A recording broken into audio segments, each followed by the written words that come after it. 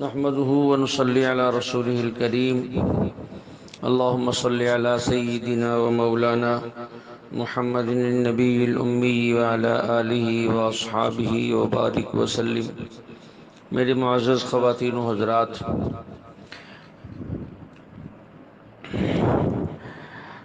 اللہ کا ارشاد ہے دعواہم فیہا سبحانک اللہم وتحیتہم فیہا سلام وآخر دعواہم ان الحمد للہ رب العالمین۔ اس آیت میں اللہ جل شانہ نے جنتی لوگوں کے تین کلمات، تین جملوں کا ذکر کیا ہے۔ ایک کلمہ ہے سبحانک اللہم، اور دوسرا کلمہ ہے تحیتہم فیہا سلام، اور تیسرا کلمہ ہے وآخر دعواہم ان الحمد للہ رب العالمین۔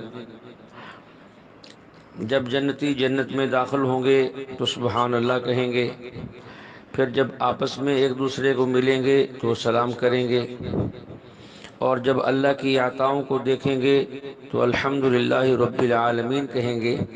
ہماری دنیا کا نظام بھی ایسے ہی ہے، ہم کسی تقریب میں جاتے ہیں تو وہاں کے نظام کو، صاف ستھرے اور عمدہ نظام کو دیکھ کر بندہ سبحان اللہ کہتا ہے، ماشاء اللہ کہتا ہے، کیا خوب بندوبست کیا ہے۔ پھر جب جاننے والے پہچاننے والے آ جاتے ہیں تو پھر بندہ ان کو ملتا ہے، سلام کہتا ہے، اچھا آپ بھی آ گئے، آپ کو بھی بلایا گیا ہے۔ اور اسی طرح جنت میں بھی ایسے ہی ہوگا۔ جب اہل جنت جنت میں داخل ہوں گے تو جنت کو اور اس کی چیزوں کو دیکھ کر سبحان اللہ کہیں گے۔ جب آپس میں ملیں گے تو سلام کریں گے، فرشتے بھی آ کر سلام کریں گے، سلام قولا من رب الرحیم، اللہ کی طرف سے بھی سلام ہوگا، اور آخر کے اندر الحمدللہ رب العالمین کہہ کر رب کا شکر ادا کریں گے کہ اللہ تیرا شکر ہے کہ تیرے ہی کرم اور فضل سے ہم جیسے نالائق لوگ یہاں پہنچ گئے۔ اب یہاں ایک بات سمجھیں، یہ تین جملے اہل جنت جنت کے اندر کہیں گے۔ دیکھیے، سبحان اللہ کہنا بھی عبادت ہے، اور سلام بھی عبادت ہے، الحمدللہ رب العالمین کہنا بھی عبادت ہے۔ یہ تینوں باتیں اہل جنت مرنے کے بعد کہیں گے، جنت میں جانے کے بعد کہیں گے۔ اب اس کو سمجھیں، جب ہم عقیدہ بیان کرتے ہوئے حدیث رسول پیش کرتے ہیں، الانبیاء احیاء فی قبورہم یصلون، کہ انبیاء علیہم السلام زندہ ہیں، اپنی قبروں میں نماز پڑھتے ہیں، تو کچھ لوگ ہمارے خلاف قرآن کی آیات پیش کرتے ہیں اور چیخ چیخ کر کہتے ہیں وَاعْبُدْ رَبَّكَ حَتَّى يَأْتِيَكَ الْيَقِينُ، کہ اللہ فرما رہے ہیں کہ اے نبی آپ موت تک عبادت کریں، اور اس آیت کو پڑھ کر پھر اپنی تشریح کرتے ہیں کہ یہ حدیث تو قرآن کے خلاف ہے۔ قرآن کہتا ہے عبادت موت تک ہے، اور حدیث کہہ رہی ہے کہ موت کے بعد بھی عبادت ہے، لہذا حدیث قرآن کے خلاف ہے۔ جب کوئی حدیث قرآن کے خلاف ہو تو اس کو چھوڑ دیا جاتا ہے۔ اب لوگ اس بندے کا درس سن کر سمجھتے ہیں کہ علامہ صاحب بڑی تفسیر بیان کر رہے ہیں، لیکن انہیں یہ پتہ نہیں کہ علامہ صاحب تفسیر نہیں کر رہے، علامہ صاحب منکر حدیث بن چکے ہیں۔ اللہ کے نبی کی حدیث سمجھ اسے نہیں آئی، قرآن کی آیت سمجھ اسے نہیں آئی، تو اس نے اللہ کے نبی علیہ السلام کے فرمان کا انکار کر دیا ہے، اور اکابر پر بھی بد اعتمادی کی ہے۔ ہم ان سے پوچھتے ہیں کہ موت آنے کے بعد یہ اہل جنت یہ جو سبحان اللہ کہیں گے، سلام کریں گے، الحمدللہ رب العالمین کہیں گے، یہ عبادت ہے یا نہیں ہے؟ بالکل یہ عبادت ہے۔ اب آپ ان سے پوچھیں کہ آپ تو ہمارے خلاف یہ کہہ رہے تھے کہ تمہاری حدیث جو ہے وہ قرآن کے خلاف ہے، یہاں تو خود قرآن ہی کی ایک آیت دوسری آیت کے خلاف ہے۔ یہ میں سمجھانے کے لیے کہہ رہا ہوں، ورنہ قرآن کی کوئی آیت دوسری آیت کے خلاف نہیں ہے۔ اپنی اپنی سمجھ کو درست کرنے کا فرق ہے۔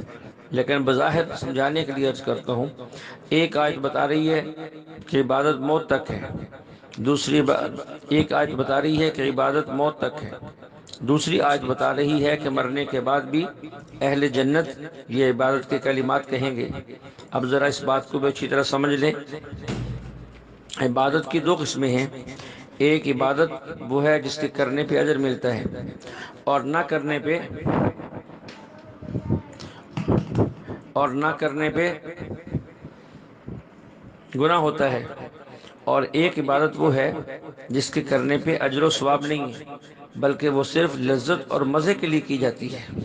دیکھیے، دنیا کے اندر کوئی بندہ سبحان اللہ کہے گا تو جنت میں اس کے بدلے میں درخت لگ جائے گا، یہاں نماز پڑھیں گے اجر ملے گا، نہیں پڑھیں گے تو ہم گناہ گار ہوں گے۔ لیکن جنت کے اندر جو لوگ سبحان اللہ کہیں گے، الحمدللہ کہیں گے، اللہ کی تسبیح بیان کریں گے، اس پر کوئی اجر نہیں ہوگا، نہ ہی اس کے اوپر درخت لگے گا، بلکہ وہاں عبادت صرف لذت اور مزے کے لیے ہے۔ اسی لیے دنیا کی عبادت پہ اجر بھی ہے، نہ کرنے پہ گناہ بھی ہے، اور آخرت کی عبادت پہ نہ اجر ہے نہ اس کے چھوڑنے پہ گناہ ہے، بلکہ وہ صرف لذت اور مزے کے لیے ہے۔ اس لیے وہ نماز جو انبیاء علیہم السلام قبر میں پڑھتے ہیں، یا وہ کلمات خیر جو قبر میں کہتے ہیں، یہ سب لذت کے لیے ہے، جیسا کہ مرنے کے بعد اہل جنت بھی جنت میں جانے کے بعد یہ کلمات کہیں گے، یہ سب مزے اور لذت کے لیے ہوں گے۔ ہم عقائد کی بات اس لیے کرتے ہیں تاکہ سمجھ میں آ جائے کہ ہمارا کوئی عقیدہ جو ہے وہ قرآن کے خلاف نہیں ہے، ہمارے اکابر علماء دیوبند کے عقائد قرآن کے خلاف نہیں ہے۔ یہ الگ مسئلہ ہے کہ ہمیں قرآن سمجھ میں آئے یا نہ آئے، اکابر نے قرآن کی خدمت کی ہے، قرآن کے خلاف عقائد نہیں بنائے۔ بس فرق کیا ہے، محشر کے میدان میں کچھ لوگ ایسے ہوں گے، فرشتے ان کو مار رہے ہوں گے اور جہنم کی طرف لے جا رہے ہوں گے، اور وہ یہ کہتے ہوئے جائیں گے، وَقَالُوا لَوْ كُنَّا نَسْمَعُ أَوْ نَعْقِلُ مَا كُنَّا فِي أَصْحَابِ السَّعِيرِ، کاش کہ ہمیں پوری عقل ہوتی، ہم قرآن و حدیث کو صحیح سمجھ لیتے، یا ہم کسی صحیح عقل والے اور صحیح سمجھانے والے کی بات سن کر مان لیتے۔ نہ تو ہمیں خود عقل تھی کہ ہم صحیح سمجھ سکتے، اور نہ ہم نے کسی صحیح بتانے والے کی بات کو مانا، آج ہم جہنم کی طرف جا رہے ہیں۔ اگر ہم ایسا کر لیتے، کسی صحیح سمجھانے والے کی بات کو مان لیتے، سن لیتے، تو آج ہمیں جہنم میں نہ جانا پڑتا۔ اس لیے قرآن اور حدیث کو سمجھنے کے لیے کامل عقل چاہیے، اور کامل عقل جو ہے وہ فقہا، مجتہدین، مفسرین اور محدثین اور اکابر کے پاس ہوتی ہے اور ہوتی تھی، اس لیے ہمیں ان پہ اعتماد کر کے اپنی زندگی گزارنی چاہیے۔ اسی طرح سورۃ یونس کی آیت وَإِذَا مَسَّ الْإِنسَانَ الضُّرُّ دَعَانَا لِجَنبِهِ أَوْ قَاعِدًا أَوْ قَائِمًا، دو قسم کی باتیں بیان کی گئی ہیں قرآن پاک کے اندر، ایک جگہ ترتیب اور طرح سے ہے اور ایک جگہ ترتیب بالکل اس کے برعکس ہے، کہ جب انسان بیمار ہوتا ہے تو لیٹے لیٹے اللہ کو یاد کرتا ہے، دعانا لجنبہ، لیٹے لیٹے یاد کرتا ہے کہ یا اللہ میری تکلیف دور کر دے، مجھے تندرست کر دے، مجھے صحت عطا فرما دے۔ او قاعدن، یا پھر اس کے بعد بیٹھ کے جو ہے اللہ کو یاد کرتا ہے اور اللہ سے دعا مانگتا ہے۔ او قائمن، یا پھر اس کے بعد کھڑے ہو کر بھی اللہ سے دعا کرتا ہے اللہ میری تکلیف دور کر دے۔ اب اس مریض کی ترتیب کیا ہے، پہلے لیٹے ہوئے یاد کرتا ہے، پھر جب قدرے بہتر ہو جاتا ہے تو پھر بیٹھ کر اللہ کو پکارتا ہے، جب اور بہتر ہو جاتا ہے اور کھڑے ہونے کے قابل ہو جاتا ہے تو پھر بھی اللہ ہی کو پکارتا ہے۔ لیکن جب ہم دوسری آیات کو دیکھتے ہیں جس میں ایک تندرست آدمی، اللہ سے محبت رکھنے والا، اللہ کے لقاء کا شوق رکھنے والا، جنت کا طالب اور جہنم سے کا خوف رکھنے والا، جب اللہ ان کی صفات بیان کرتے ہیں، اللہ فرماتے ہیں الذین یذکرون اللہ قیاما وقعودا وعلی جنوبہم، کہ تم دیکھو گے ان لوگوں کو جو مجھے یاد کرتے ہیں کھڑے ہو کر اور بیٹھ کر اور لیٹ کر۔ اب دیکھیے تندرست بندے کی ترتیب یہی ہے کہ وہ اللہ کو کھڑے ہو کر یاد کرے، کھڑے ہو کر نماز پڑھنا، خواہ وہ نفل نماز ہو، فرض تو ویسے ہی کھڑے ہو کے پڑھے جاتے ہیں، نفل نماز بھی کھڑے ہو کر پڑھنا افضل ہے۔ اس لیے اللہ کو کھڑے ہو کر یاد کرنا۔ اگر کھڑے ہونے کی طاقت نہیں ہے، انسان بیمار ہے، بیٹھ کر نماز پڑھ سکتا ہے تو بیٹھ کر اللہ کو یاد کرے۔ اگر مرض اتنی بڑھ گئی ہے کہ اب وہ بیٹھ بھی نہیں سکتا تو اللہ نے اس کی بھی اجازت دی ہے کہ وہ بندہ اپنے پہلو پہ لیٹ کر یا چت لیٹ کر بھی اللہ کو یاد کر سکتا ہے، نماز پڑھ سکتا ہے۔ بیمار کی ترتیب برعکس تھی کہ وہ پہلے چونکہ بیمار ہوتا ہے، اس میں ضعف ہوتا ہے، قوت نہیں ہوتی، بیٹھ نہیں سکتا، چل نہیں سکتا، کھڑا نہیں ہو سکتا، اس لیے اللہ فرماتے ہیں وہ لیٹے لیٹے مجھے پکارتا ہے اور یاد کرتا ہے۔ جب کچھ ہمت ہوتی ہے تو پھر جب بیٹھنے کے قابل ہو جاتا ہے تو بیٹھ کر بھی پکارتا ہے، پھر جب کھڑے ہونے اور چلنے کے قابل ہوتا ہے تو کھڑے ہو کر بھی مجھے یاد کرتا ہے۔ لیکن اللہ والے ترتیب جو اللہ کو راضی کرنے کے لیے بات کرتے ہیں، جنت کے شوق میں بات کرتے ہیں، جہنم کے خوف سے بات کرتے ہیں، ان کی ترتیب یہ ہے کہ وہ اللہ کے سامنے کھڑے ہو کر ہاتھ باندھ کر کھڑے ہو جاتے ہیں اور اللہ کو پکارتے ہیں، اللہ کے ساتھ راز و نیاز کی باتیں کرتے ہیں، اس کے کلام کی تلاوت کرتے ہیں اور رات بھر کھڑے رہتے ہیں، حتیٰ کہ ان کے پاؤں بھی سوج جاتے ہیں، پنڈلیاں بھی سوج جاتی ہیں، لیکن وہ شوق کے اندر کھڑے رہتے ہیں۔ اور اگر کبھی ان کے اندر ضعف ہو تو وہ پھر تھک جائیں تو پھر بیٹھ کر بھی اللہ کی بات نماز پڑھنے کی اجازت ہے، پھر وہ بیٹھ کر کرتے ہیں۔ اور کبھی بہت زیادہ مرض کی شدت ہو جائے کہ آدمی بیٹھ بھی نہ سکے تو پھر اس کی بھی اجازت دی ہے کہ بندہ یہ نماز جو ہے پھر لیٹ کر بھی پڑھ سکتا ہے۔ پر یہ دونوں ترتیبیں ہیں اور دونوں ترتیبیں کارآمد ہیں۔ صحت کے زمانے میں الذین یذکرون اللہ قیاما وقعودا وعلی جنوبہم پر عمل ہو، اور مرض اور عاجزی اور کمزوری کے زمانے میں وَإِذَا مَسَّ الْإِنسَانَ الضُّرُّ دَعَانَا لِجَنبِهِ أَوْ قَاعِدًا أَوْ قَائِمًا پر عمل ہو۔ دونوں جو ہے ترتیبیں بالکل اپنے اپنے موقع پر درست ہیں۔ اسی طرح اس صورت کی آیت وَإِذَا تُتْلَىٰ عَلَيْهِمْ آيَاتُنَا بَيِّنَاتٍ قَالَ الَّذِينَ لَا يَرْجُونَ لِقَاءَنَا نَأْتِ بِقُرْآنٍ غَيْرِ هَٰذَا أَوْ بَدِّلْ۔ جب اللہ کے نبی علیہ السلام نے مشرکین کو قرآن پڑھ کے سنایا، اللہ کے احکام بتائے، تو انہوں نے ایک عجیب مطالبہ کیا۔ جو مطالبہ انہوں نے کیا وہی مطالبہ آج بھی لوگ علماء سے کرتے ہیں۔ ان کافروں اور مشرکوں کا مطالبہ کیا تھا؟ غیر ھذا، کہ جو آپ قرآن لائے ہیں آپ اس کے علاوہ کوئی اور قرآن لائیں۔ اس کے اندر تو عقیدے کے مسائل بہت سخت ہیں، اس کے تو مسائل بہت مشکل ہیں، آپ اس کے علاوہ کوئی اور قرآن لائیں۔ یا پھر دوسرا مطالبہ یہ تھا او بدلہ، یا اس کے اندر تھوڑی سی تبدیلی کریں، تھوڑی سی تبدیلی کریں کہ ہم آپ کی بات بھی مان سکیں اور ہمارے رسم و رواج بھی چلتے رہیں، ہمارے لوگ بھی خاندان میں ناراض نہ ہو اور آپ کی بات بھی مان لی جائے۔ تو دونوں کے جواب میں اللہ کے نبی علیہ السلام نے فرمایا ما یکون لی ان ابدلہ من تلقاء نفسی، مجھے اس کا کوئی اختیار نہیں کہ میں اللہ کے کلام میں تبدیلی کر دوں۔ ان اتبع الا ما یوحى الی، میرے ذمہ تو یہ ہے کہ جو اللہ کا حکم ہے بس میں اسی کی تابعداری کروں، اور اگر میں نے اس کے خلاف کیا، میں نے تبدیلی کی کوشش کی، میں نے بدلنے کی کوشش کی، انی اخاف ان عصیت ربی عذاب یوم عظیم، تو بڑے دن کے عذاب سے ڈر لگتا ہے، ایسا نہ ہو کہ پھر پکڑ ہو جائے۔ تو یہی اسی قسم کی باتیں جو ہے آج علماء سے بھی لوگ جو ہے مطالبہ کرتے ہیں کہ مولانا صاحب ہم جانتے ہیں کہ یہ رسم قل جو ہے یہ بدعت ہے، یہ 40واں اور 10واں بدعت ہے، لیکن تھوڑی سی کوئی رعایت نکالیں، کوئی گنجائش نکالیں تاکہ آپ کی بات بھی سچ ہو جائے، برادری بھی ناراض نہ ہو، اور محلے والے اور علاقے والے اور گاؤں والے بھی ناراض نہ ہوں، وہ بھی ہمارے خلاف باتیں نہ کریں۔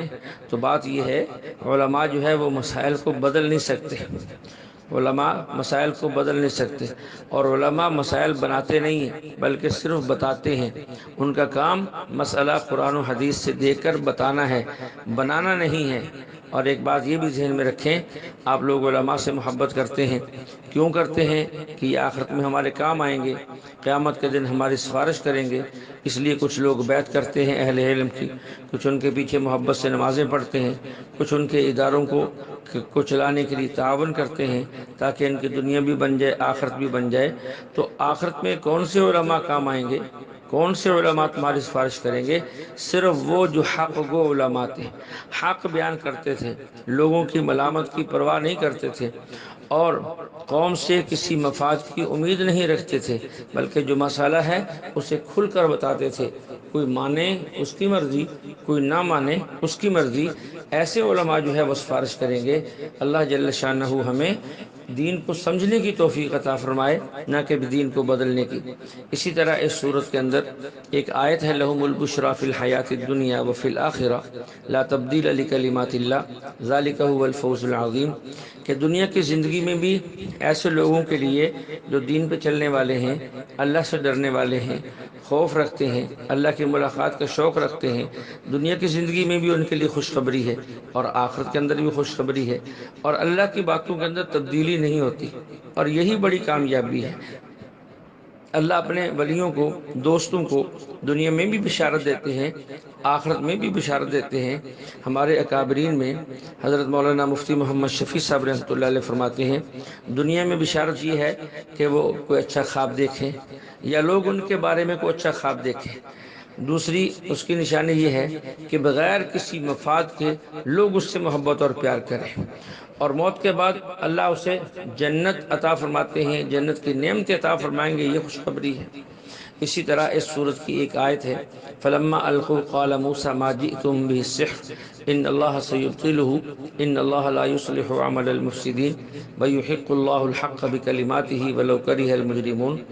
یہ ایک بہت بڑا عمل بھی ہے اور ایک اللہ کا امر بھی ہے۔ آج سارے لوگ پریشان ہیں، اکثریت لوگ عاملوں کے پاس جاتی ہے، بول صاحب میرا حساب لگائیں، میری دکان نہیں چلتی، میری فیکٹری نہیں چلتی، میری بیوی نہیں مانتی، بچے جو ہے وہ فرما بردار نہیں ہیں، بچوں کا رشتہ نہیں ہوتا، گھر کے اندر کپڑے جل جاتے ہیں، وغیرہ وغیرہ۔ دیکھیے جادو ہوا کہ نہیں ہوا، جنات کا اثر تو نہیں ہے۔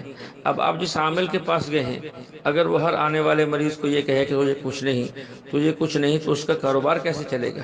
اس لیے اس نے پہلے بتانا ہے کہ تم پر جادو ہے اور تمہارے اوپر جنات کا اثر ہے، تمہارے اوپر کسی نے تعویذ کیے ہیں۔ جب وہ آپ کو یہ بتائے گا اور آپ کو یوں ڈرائے گا، تو پھر آپ اس سے علاج کریں گے۔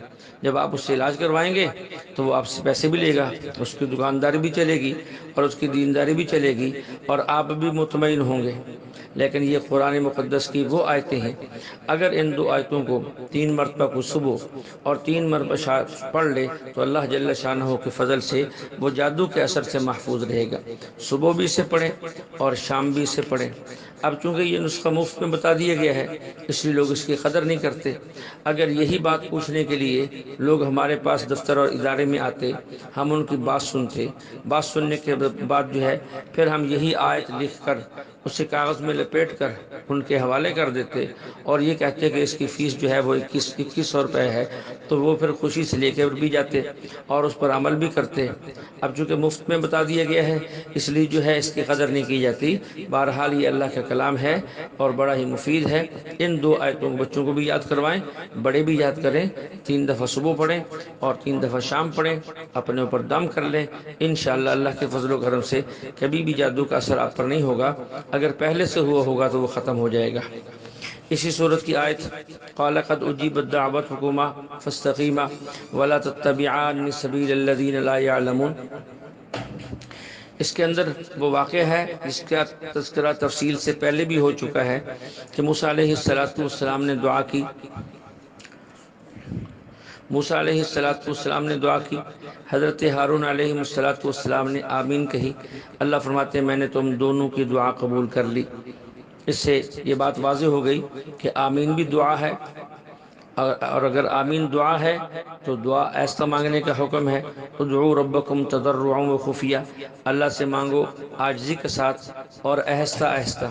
یا لفظ آمین جو ہے یہ اللہ کا نام ہے، اللہ کے ناموں میں سے ایک نام ہے، تو پھر بھی یہ حکم ہے وَاذْكُرْ رَبَّكَ فِي نَفْسِكَ تَضَرُّعًا وَخِيفَةً وَدُونَ الْجَهْرِ مِنَ الْقَوْلِ بِالْغُدُوِّ وَالْآصَالِ۔ تو اللہ کا نام ہے، پھر بھی آہستہ آہستہ پکارنے کا حکم ہے، دعا ہے اسے بھی آہستہ آہستہ مانگنے کا حکم حکم ہے، یہ بات پہلے گزر چکی ہے۔ وہاں بھی یہ بتلایا تھا، امام شافعی رحمہ اللہ کے مقلد امام فخر الدین رازی رحمۃ اللہ علیہ جنہوں نے تفسیر کبیر لکھی ہے، وہ فرماتے ہیں کہ اس آیت پر میں باوجود شافعی المسلک ہونے کے کھل کر یہ کہتا ہوں کہ مسئلہ آمین کے اندر کہ آہستہ کہنا امام ابو حنیفہ رحمہ اللہ کے نزدیک سنت ہے۔ یہاں قرآن جو ہے وہ امام ابو حنیفہ رحمہ اللہ کے سر پہ ہاتھ رکھتا ہے، دلیل ان کی مضبوط ہے، دلیل ان کی قوی ہے۔ اگرچہ میرے مسلک میں میرے امام کے نزدیک جو ہے وہ بلند کہنا افضل ہے، لیکن دلیل کی قوت کے اعتبار سے امام ابو حنیفہ رحمہ اللہ کی دلیل جو ہے مضبوط ہے۔ اللہ جل شانہ ہمیں کلام مقدس کو سمجھنے کی، عمل کرنے کی اور سارے انسانوں تک پہنچانے اور پھیلانے کی توفیق عطا فرمائے۔ وآخر دعوانا ان الحمد للہ رب العالمین۔